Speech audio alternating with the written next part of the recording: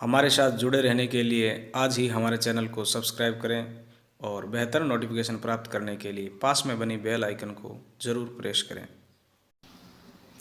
आज का टॉपिक है क्रिया। इससे पहले हमने विकारी शब्दों के अंतर्गत संज्ञा, सर्वनाम और विशेषण पढ़ा है। आज पढ़ेंगे हम क्रिया। तो टॉपिक शुरू करते हैं। शुरू करने से पहले अगर आप हमारे चैनल पर पहली बार आए हैं तो प्लीज़ हमारे चैनल को सब्सक्राइब कीजिए और पास में बनी बेल आइकन को ज़रूर प्रेस करें ताकि प्रत्येक वीडियो आपको प्राप्त हो सके। शुरू करते हैं। क्रिया। क्रिया किसे कहते हैं? सीधी भाषा में कहे तो क्रिया वो शब्द होता है जिसे किसी कार्य का होना या किया जाना प्रतीत होता है। परिभाषा के माध्यम से देखें तो वे शब्द जिनके द्वारा किसी कार्य का करना या होना पाया जाता है उन्हें क्रिया कहते हैं। संस्कृत में क्रिया रूप को धातु कहते हैं, ये ध्यान रखना है।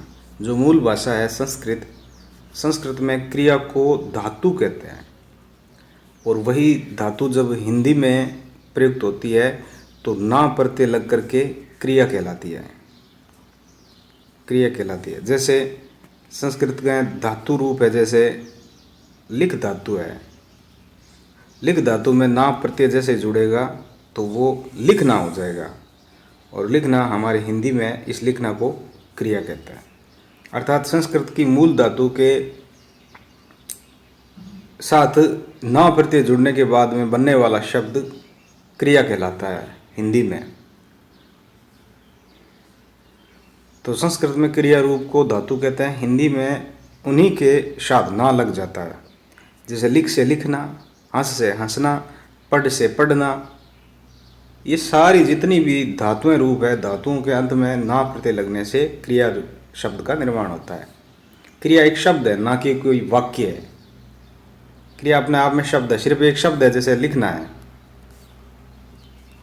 पढ़ना है, चलना है, तो ये इसमें कोई ज़रूरी नहीं है कि ये वाक्य में प्रयोग हो तभी क्रिया कहलाएगी। नहीं, ये चलना है, लिखना है, पढ़ना है, ये अकेला शब्द है, वो क्रिया है। चल धातु से बना हुआ है तो चलना ये क्रिया है।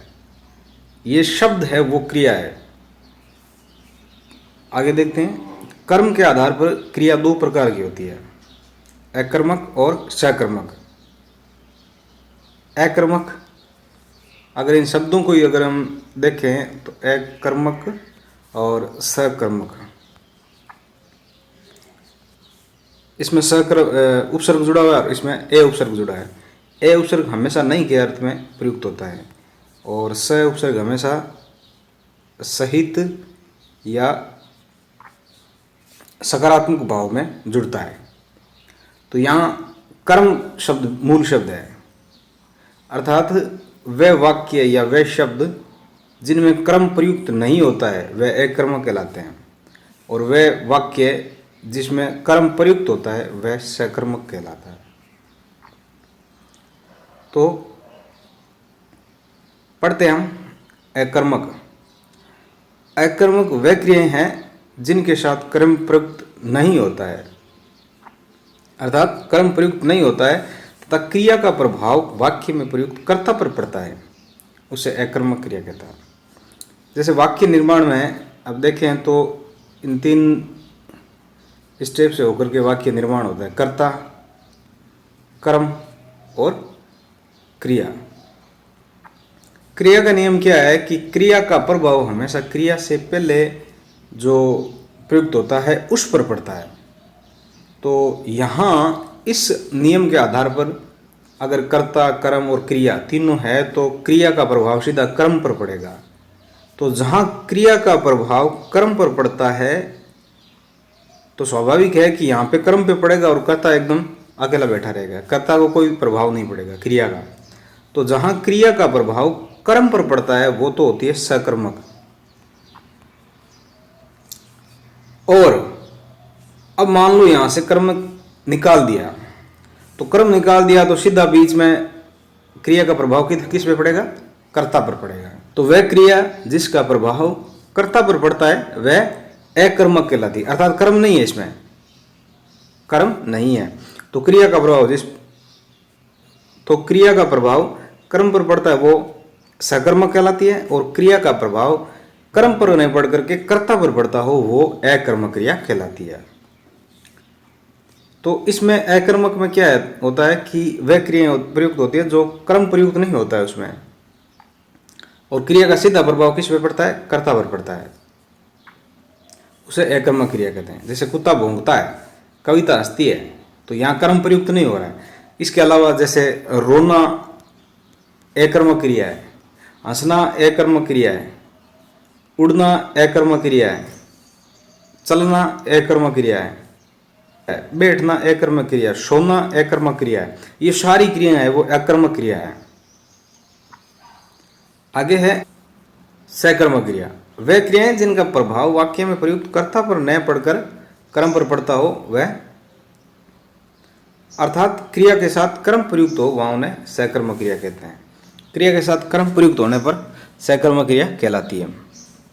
जैसे भूपेंद्र दूध पी रहा है, तो इसका जवाब हम अगर क्या से लें तो उत्तर आने पर वो सकर्मक क्रिया कहलाएगी। क्या पी रहा है, क्या पी रहा है अर्थात दूध पी रहा है। नीतू खाना बना रही है, क्या बना रही है, खाना बना रही है। अब सकर्मक क्रिया भी दो प्रकार की होती है, एक में तो जिसमें एक कर्मक होता है, एक में जिसमें एक कर्म होता है, दूसरा जिसमें दो कर्म होते हैं। यह सकर्मक क्रिया के दो भाग हैं।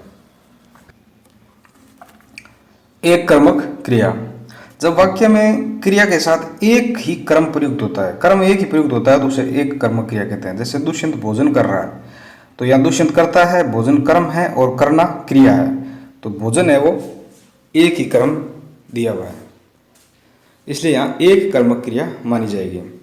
द्विकर्मक क्रिया, जब वाक्य में क्रिया के साथ दो कर्म प्रयुक्त हो तो उसे द्विकर्मक क्रिया कहते हैं। अर्थात क्रिया में दो कर्म प्रयुक्त होते हैं तो वहां द्विकर्मक क्रिया आती है।